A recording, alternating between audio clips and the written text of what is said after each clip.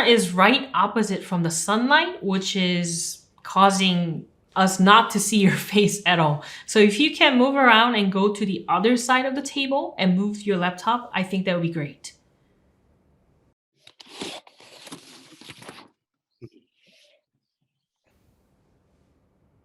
Much better. We can see you very clearly now. Thank you. Now, if you need time to prepare. I'm ready. Okay, I think we can begin. Thank you, sir, for being with us today and sparing your precious time with us. Now, for our audience, if you could introduce yourself and the work you're currently doing. I am Muana Brima Massaquoi. I am currently the Deputy Minister of Defense of the Republic of Sierra-Leone. Thank you, sir. Now, we're informed that you are part of the Disarmament International Security Committee. Could you please explain for our audience what this committee is? The Disarmament and International Security Committee is part of the General Assembly. It has a committee called C34, which deals specifically to disarmament and security-related issues around the globe. We all know that disarmament is very key to peace, because all the conflicts that is happening in the world is related to arms and ammunition. So that particular committee is very important to the Security Council of the United Nations and also the General Assembly. Thank you very much, sir. Now, from your experience working a long time in United Nations, we want to hear your honest perspective on the role of United Nations and how much they are enacting this role. From all indications, the United Nations is recognized by all nations, which was set up to ensure that peace prevails in the entire world. However, there is still conflict all over the world. But the United Nations intervention into conflict-related areas normally yields some dividends, although not quite. But an organization like that is required to exist because they act as a check and balance, although they cannot or they have not been able to prevent conflict. Conflict prevention for me is the most important thing rather than making or keeping the peace. You don't wait for a conflict to escalate before ever you can come in as a mediator to prevent or to try to keep the peace. I think conflict prevention should be the main thrust of the United Nations. There are so many ways to prevent conflict, which I will not go into for now. But for me, my candid opinion is they need to do more. I cannot discredit the United Nations because, I mean, every country is a member. However, in my own personal opinion, I mean, more is to be done so that we can prevent whatever conflict, even disasters, man-made or natural disasters. Thank you, sir. We understand your perspective completely. Now, there's still a lot of criticism towards United Nations for its limitation and not being able to prevent conflicts around the world. However, what we're trying to ask you is not to discredit the United Nations, not at all. But with your experience in the United Nations and also from your perspective, what needs to be supplemented to United Nations so that it pursues its purpose better? Like I said before, the UN is a global body comprising of all nations in the world.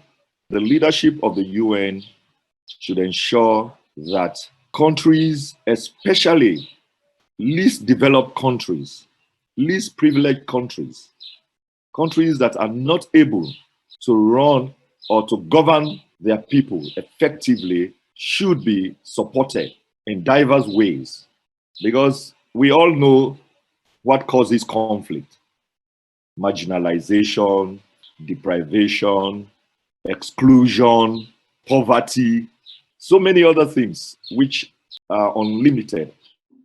If these nations are really supported and capacitated to an extent that their people can live in a harmonious society, then I think there would not be any need for conflict. Therefore, they should empower, they should capacitate these least developed countries. So many other things are happening in countries like natural disaster. Those countries, if they are not supported or helped, they will eventually lead, or that will eventually lead to conflict situation, because very few people will be privileged to even food, shelter, water.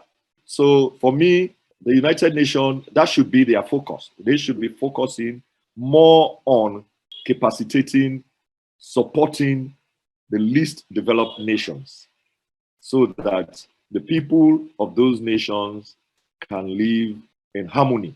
So that is my take, and that could be my message to the United Nations. Let us focus on peace, peace building, good governance, support.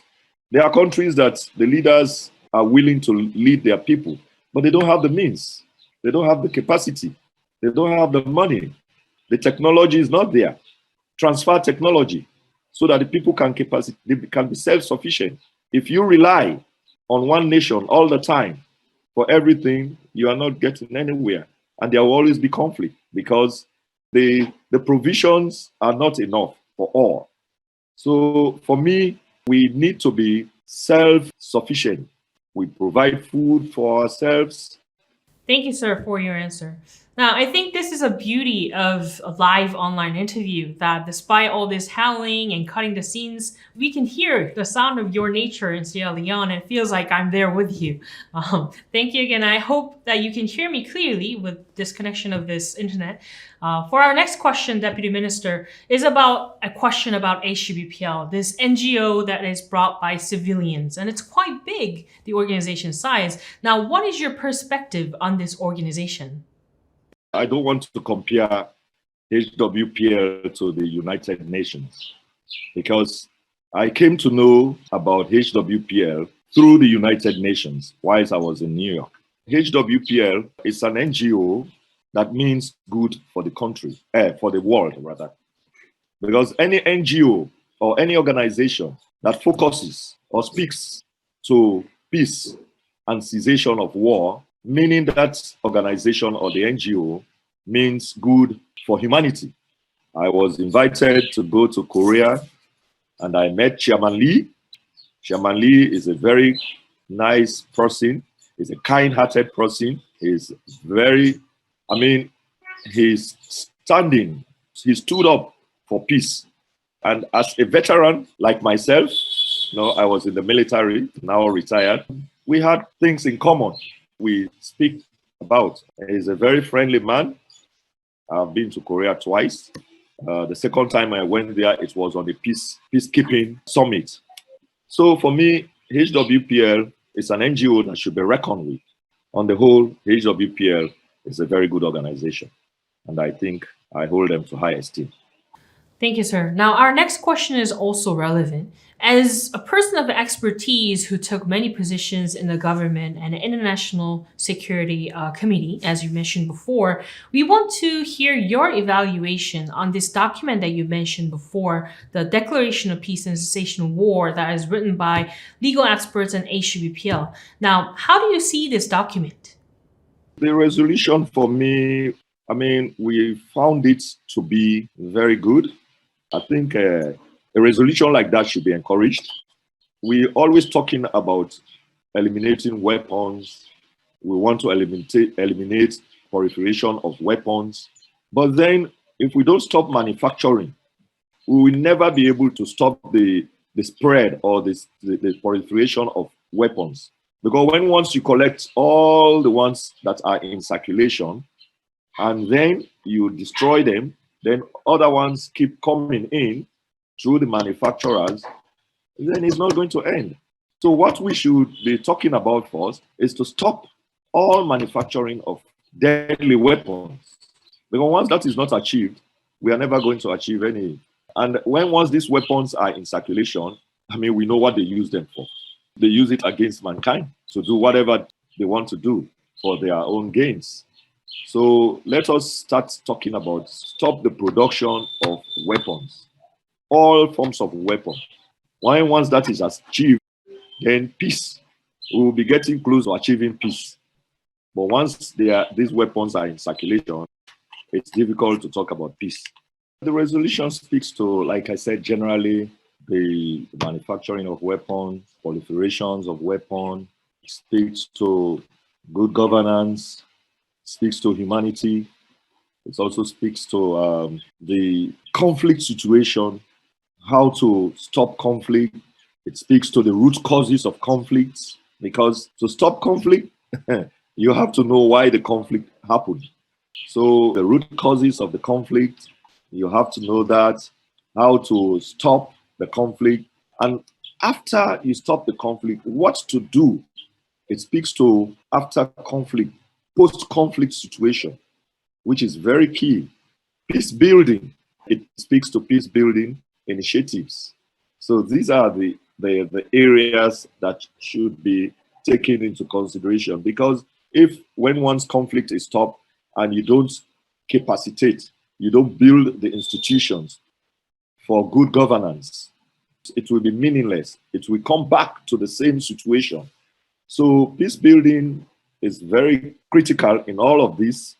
You have to make sure you capacitate and ensure that you build the institutions that speaks to good governance. And I don't want to go into specific about good governance, but we all know what it entails for a country to be governed well. You ensure that the natural resources are evenly distributed. You ensure that you provide the essential services, shelter, food, good drinking water, health facility, schools, you name them. These are areas that the people, good roads, mobility is very key. People should be able to move from one region to another. This is all part of good governance. Once you do that, I think the people will be happy, and then there will be no need for disgruntledness.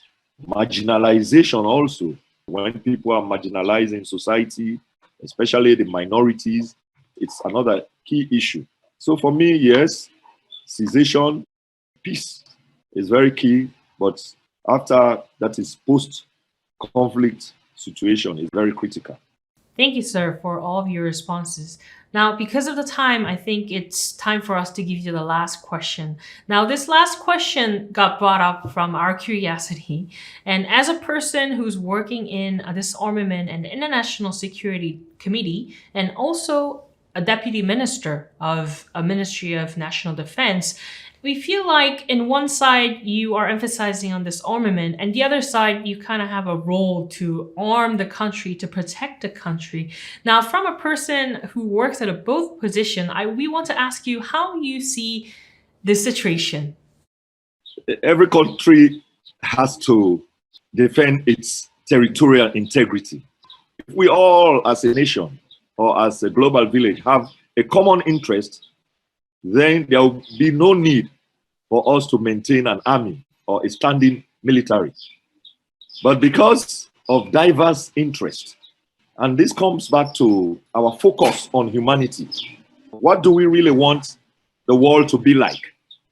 Do we really want to be at each other's throats? For what? For natural resources? For food? For what? I would like to see peace in the world, and if possible, I would like to see that no nation has an army, because if we all live in harmony, we coexist in a very, very peaceful society, there is no need. I can go from here to Korea free. I don't need a visa. If I have the means to go to any other country, there is no need that I should need a visa. Every nation. But because of vested interest, there is always a need. I mean, we all know what it means. I'm the Deputy Minister of Defense, but I will also want to see my country not being bullied or invaded by another nation. So that's the reason why we maintain a standing army, to protect our constitution, to protect and secure our people, and also to protect and secure our territory. This is how it has been, and maybe generations yet unborn will fix that I don't know. But that is my aspiration, that the world lives as a family, as a global world, as a global family, so that there will be no restrictions, no hassle, no visas, no boundaries, you know. Otherwise, once boundaries exist, then there's always going to be, you know, a territorial interest. Thank you, sir, very much for all of your responses today. Now, I find it very insightful how you mentioned that we need to prevent the conflict from its rising, but also at the same time, we need to focus on peace building. Now, thank you for this memorable answers. And I know that you spared your precious time with us today. So once again, thank you very much. Have a good day. It's my pleasure.